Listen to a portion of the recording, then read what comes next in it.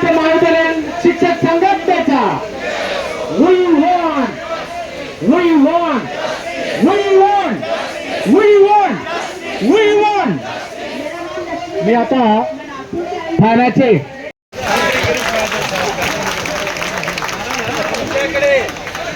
आमच्याकडे त्यांना संकट मोचन म्हटलं जातं.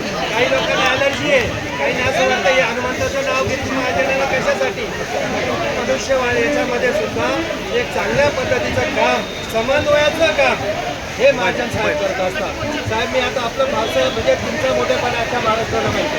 आपत्कालीन परिस्थिती असेल, पूर आलं, पाणी आलं, गोदावरी तुम्ही माता की जय, भारत माता की जय.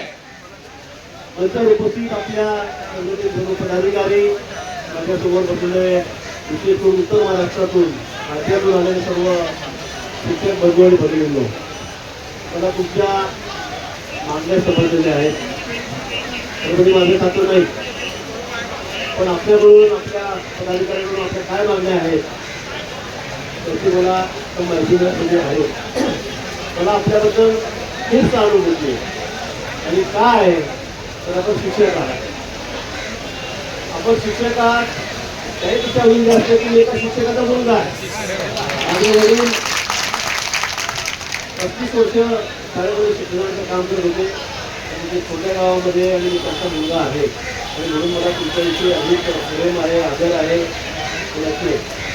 आणि आपल्या मागण्याची समजून आहे. माझं खातं मी पुन्हा सांगेन, पण आपण अशा अपवादात्मक परिस्थितीमध्ये या ठिकाणी आलेला आहात की कितीतरी वर्षांनी अशी अतिवृष्टी या ठिकाणी होते. इथल्या संकटामध्ये महाराष्ट्र विशेष करून मुंबई, पुणे, रायगड, पालघर, सिंधुदुर्ग असे जिल्हे आणि पाऊस या जिल्ह्यामध्ये जास्त असं मी सांगतो की तिथे सगळ्या नद्या ओसरून वाहत आहेत. पुणे मुंबई हायवे बंद पडलेले आहेत, गोवा मार्ग बंद पडलेला आहे, नाशिकचा मार्ग बंद पडल्याचे मार्गावर सगळा बंद करा उघडलेला आहे. मला सुद्धा जर नाशिकला जायचं कारण उद्या नाशिक ग्रामीणमध्ये ढगफुटी सांगितलेली आहे. हवामान खात्याचा अंदाज आहे 300 मिलीमीटरच्या वर पाऊस काही तासामध्ये त्या ठिकाणी पडणार आहे.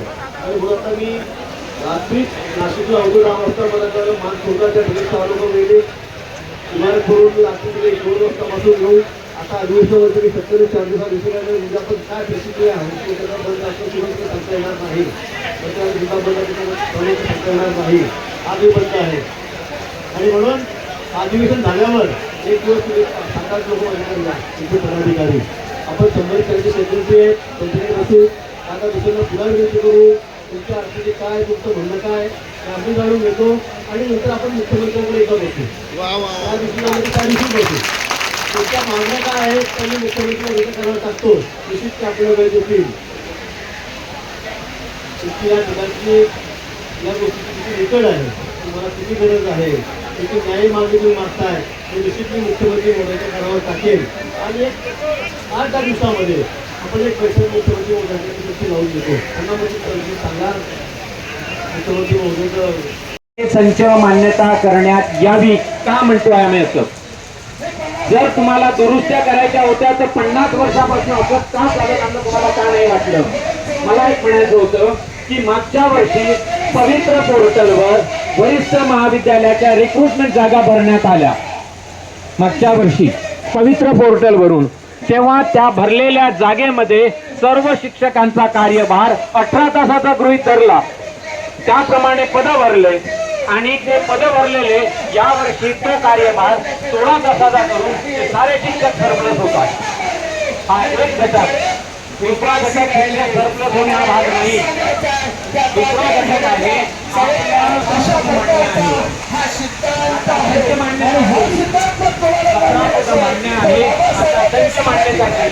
मान्य झालेल्या संच मान्यतेत 12 लोक कायम ठेवले. त्याच्या 12 लोक कायम करताय. आपले माणसं खूप झाले, आम्ही सरप्लस नाही झालो.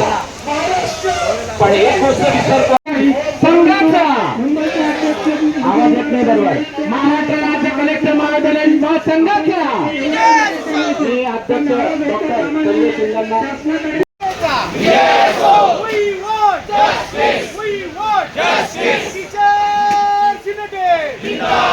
संच मान्यता करण्यात यावी का म्हणतो आम्ही असं.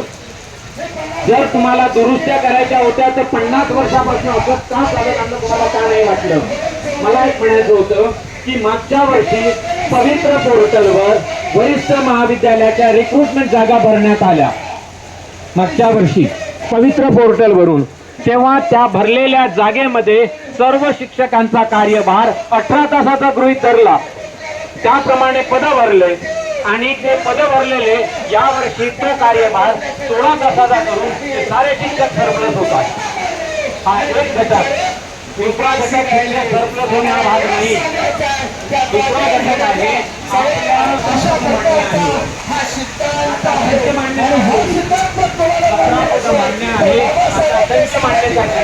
मान्य झालेल्या असंख्य मान्यतेत 12 लोक कायम ठेवले, तर त्या 12 लोक कायम करताय. आपले माणसं खूप झाले, आम्ही सरप्लस नाही झालो. पण एक गोष्ट विसरतो,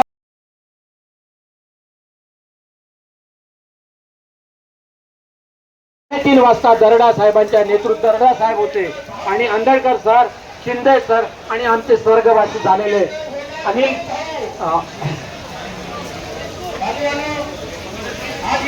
देशमुख सर, या लोकांनी आम्ही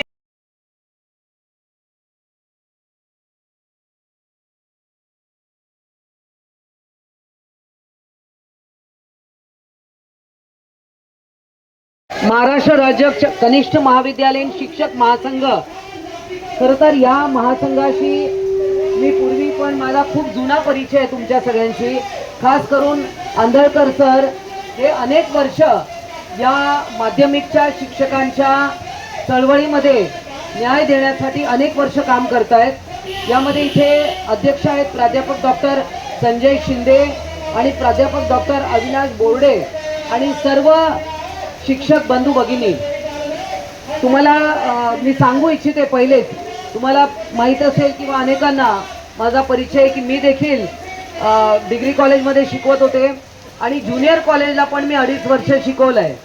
त्यामुळे आणि सायन्सची टीचर असल्यामुळे बॅच साईज, प्रॅक्टिकल या सगळ्याचं चांगलंच ज्ञान मला आहे.